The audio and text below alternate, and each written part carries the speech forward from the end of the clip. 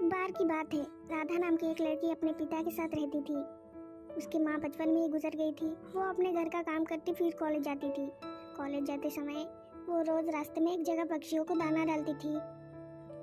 उसके घर में भी 2 पक्षी थे, उनको भी वो रोज दाना डालती थी। एक दिन उसको पक्षियों को दाना डालते जमींदार के बेटे ने देख लिया। उसने अपने पिता से जाकर राधा से शादी करने की इच्छा जताई।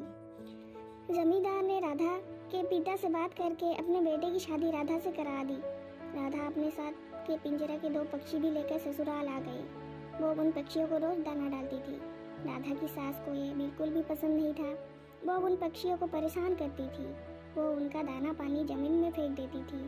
एक दिन राधा की सास ने पक्षियों का पिंजरा ही जमीन में फेंक दिया। उसे ये करते हुए राधा ने देख लिया। राधा ने मना किया तो उसकी सास ने राधा को ही डांट दिया।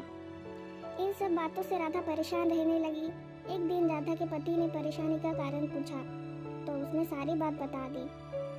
उसके पति ने राधा को पक्षियों की भलाई के लिए उनके पार्क में छोड़ने की सलाह दी।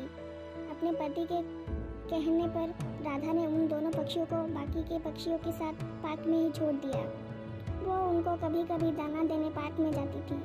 अब सभी पार्क के पक्षी राधा के अच्छे मित्र बन गए थे। पक्षी अब राधा के घर पर भी आने लगे। राधा की सास को जब ये पता लगी तो वो गुस्सा हुई। वो राधा को उसके मायके छोड़ने के लिए उसके साथ लेकर गई। रास्ते में कुछ चोरों ने राधा की सास के गहने चुराने की कोशिश की।